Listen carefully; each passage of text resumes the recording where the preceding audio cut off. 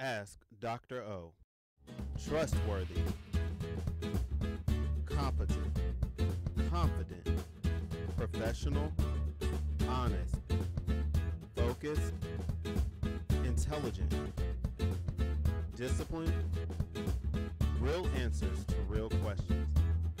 A healthy mind is a healthy body.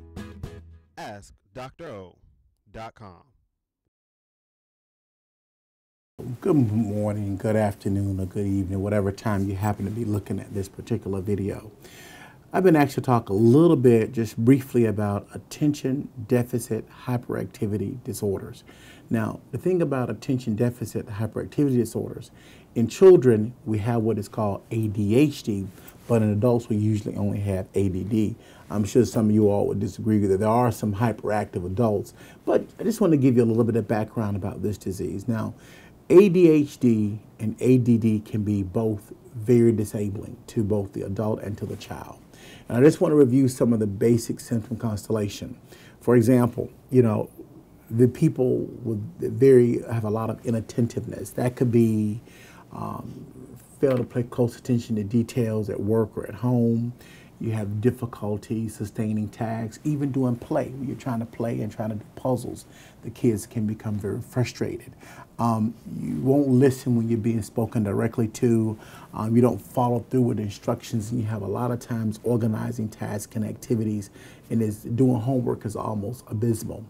Now, when we look at hyperactivity and impulsivity, there's some symptoms such as you fidgety, a lot of hand and feet squirming, running and climbing, talking excessively, failure to wait your particular turn, and just really somewhat these kids are seen as being out of control.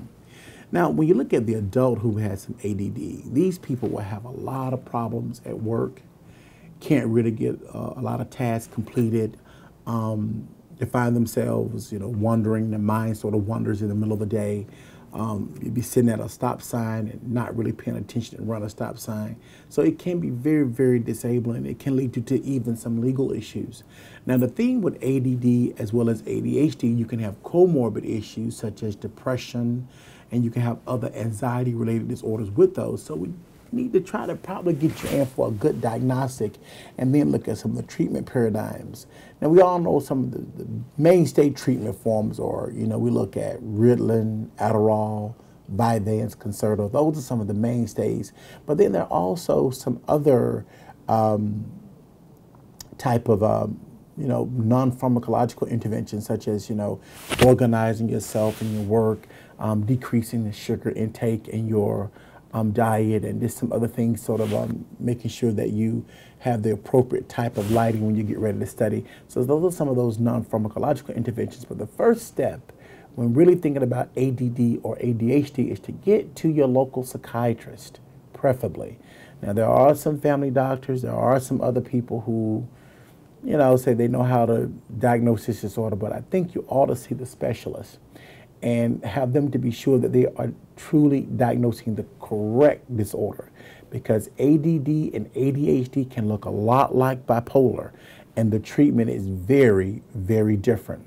So I would hit the specialist up for this one to be sure that you're being treated appropriately and you're being treated correctly.